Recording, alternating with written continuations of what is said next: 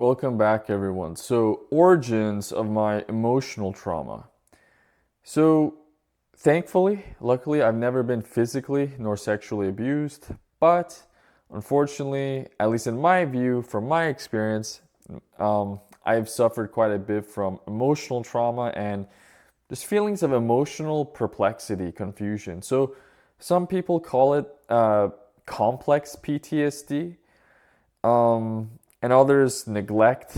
I don't really care. I'm just here to tell you my story, my version of emotional trauma. So, I was raised under a narc mom, a narcissistic mother, and I'll have some episodes dedicated to this issue as well because it's something that really hits home. It hits hard. Ever since I was a kid, a child, she would constantly remind me that my father is a failure. And keep in mind, my father has undiagnosed Asperger's, and I didn't really realize this until later in my adult life, like into my early 30s, to be honest. I knew there was something up, but I didn't really take the time to actually pay attention to his condition and the kind of symptoms he was displaying, because it was pretty complex actually.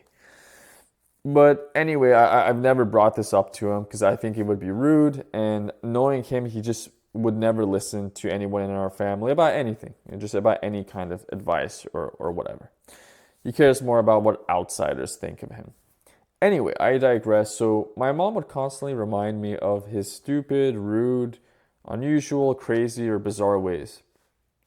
And it was just different anecdotes about dumb things he did or things that showed he was stupid or unusual or whatever those situations were.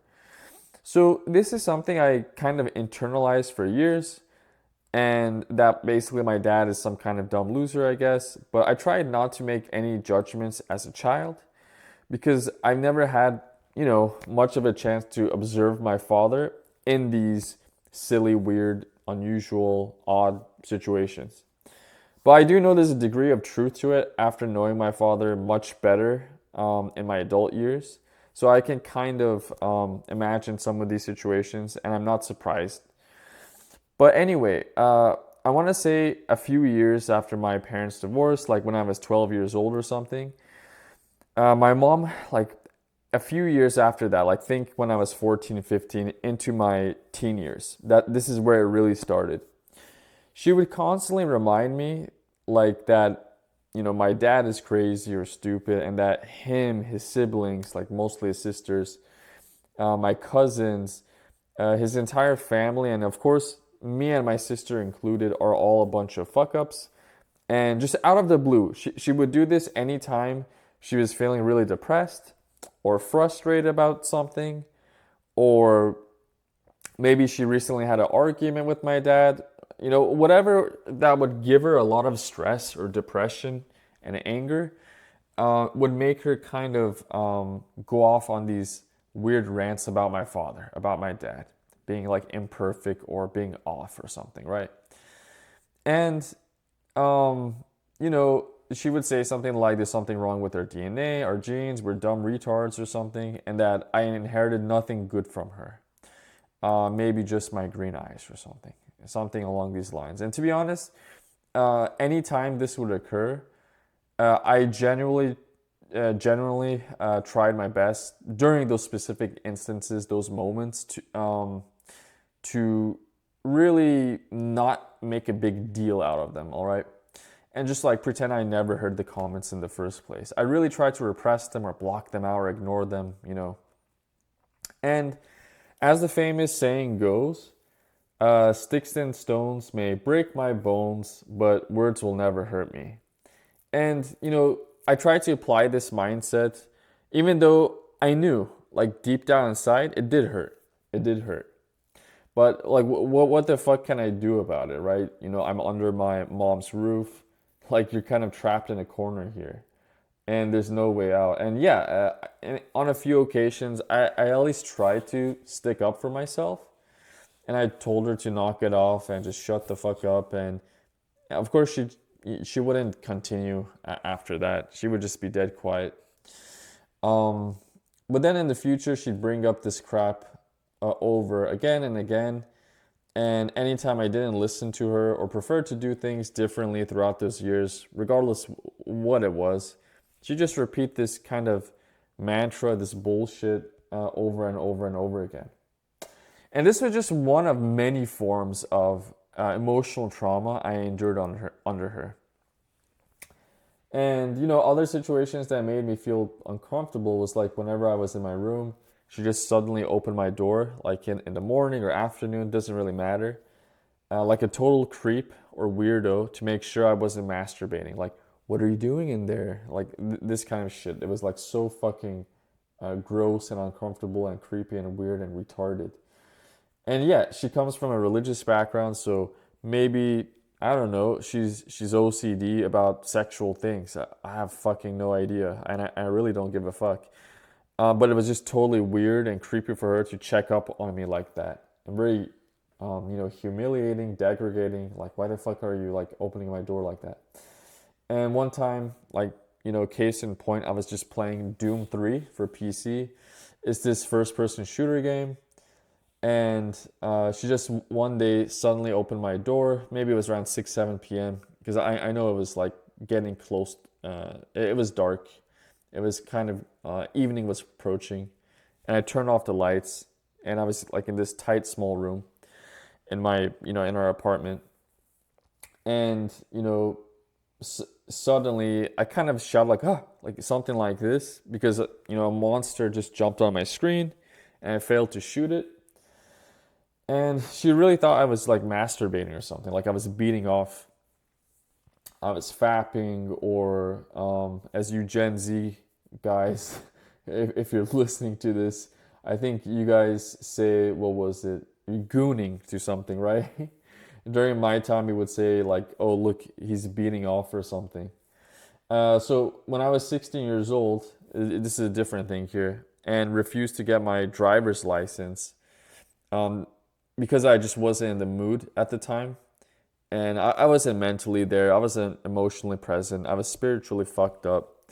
Because I had lots of arguments with my mom about school, just about, she was just taking her anger out on to me because her work situation was fucked up. And my dad was just having his own issues. So I wasn't really feeling that great, to be honest, during my teen years. And we had a lot of financial problems, like kind of living paycheck to paycheck, to be honest. My dad had, again, work-related issues too, and I just wasn't there. Like, I was numb. Um, like number than Kurt Cobain's stupid dead body. I don't give a shit.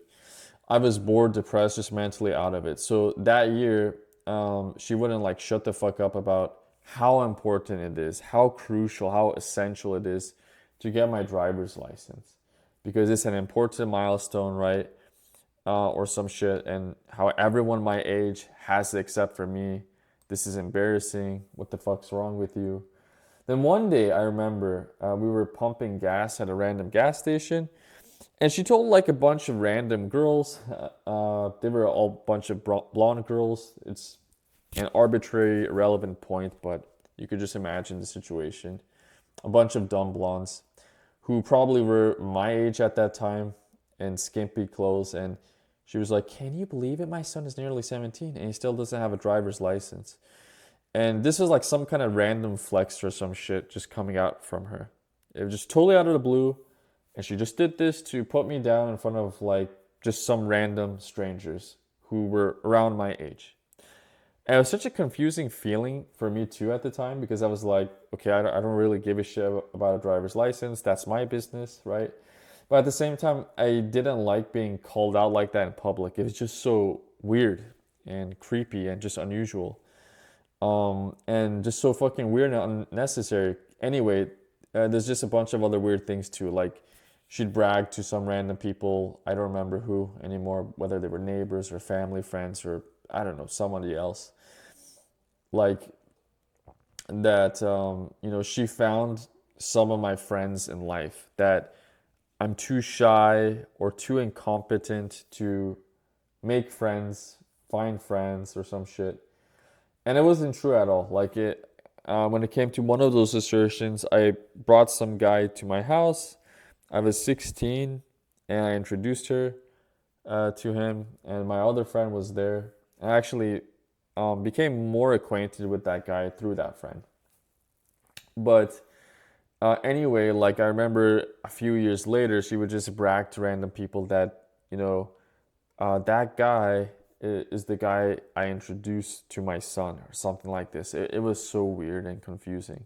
Like, why is she making shit up? Like, I didn't get it. Like, what kind of flex is that? And, many years later did I realize she was a narcissistic. But at the time, I had no idea what the fuck was going on. And one time, when my mom wasn't home, neither was my younger sister. And I was at a point in my life where I was just feeling miserable, like utter shit. Mentally, I was just chaotic. I was out of sorts. And it was honestly 70% because of my mom's negativity and bitching, and 30% because I went to a crappy high school that was just fucking boring with a bunch of shitty teachers. Not all of them were bad, but like half of them were just shouldn't be teachers in the first place. They just lack the values and ethics of a good teacher. And so one day I invited some friends over to my apartment, and I think that year was my junior year, so I was like 17, and you know, I just didn't give a fuck anymore. So, you know, on one or two occasions prior, when I did smoke weed or snorted meth or whatever, I did those in places that was just like far away from my home. Like I remember like under the trees, behind a fence. I was really like trying to be vigilant about this situation. I didn't want to get caught. I thought it was wrong or it would damage my reputation to some degree. And I kind of had that goody good mindset to some extent, at least on the outside. I like to put a facade, you know, kind of protect my identity. But when things kind of reached a point where in my third year of high school, like my arguments and issues with my mom, this just parent son complex spiraled out of control, I just kind of snapped, right? And when people think you snap, they have this like imagination or visualization that you're just yelling and screaming at someone, or you just sock someone in the face. And yeah, those are examples of snapping as well, right? You raise your voice, you scream, you shout, or you attack someone. But you could also snap in more like passive aggressive ways as well. And I was a little bit more on the passive aggressive side than aggressive aggressive most of the time, at least. So it was like 3 p.m. or maybe 2 p.m. or 3 p.m. or some shit. And I don't remember if it was on a weekend or we just returned from high school. But we kind of hotboxed the apartment. I didn't give a shit about the windows being open. I opened them like an hour or two later. It was too little too late. And it didn't matter. You know, the smell of weed, it just stays there unless you're, containing it somehow. We were just using a regular hand pipe, not a bong, nothing else. We didn't vape it. You couldn't vape it back then. So 2 or 3 hours, like when my mom and sister, they arrive home, they notice the smell of weed right away. It's just something you can't skip, you can't mistake, and it's obvious, it's apparent. And then they gave me a dirty look. They scolded me. My mom did, at least. And I think like maybe 3 or 4 months later, or the following year, my sister, my younger sister, who's 2 years younger than me, she got into cigarettes for the first time. She was like 15, 16. I don't really remember. And a couple months after that, a little bit of alcohol and shit like that, and eventually weed and ecstasy and a bunch of other shit. So when her problems got worse and worse, years later, and even many years later, 5, 6, 8, 10 years later even, like on random moments, she would remind me that like I'm the reason my sister's a fuck up or got into drugs. I'm a terrible role model, a terrible older brother. I should have known better than that.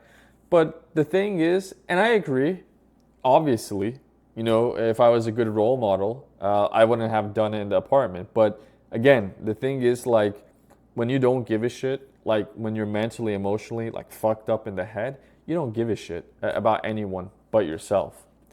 So, and I still, even to this day, I still don't give a shit.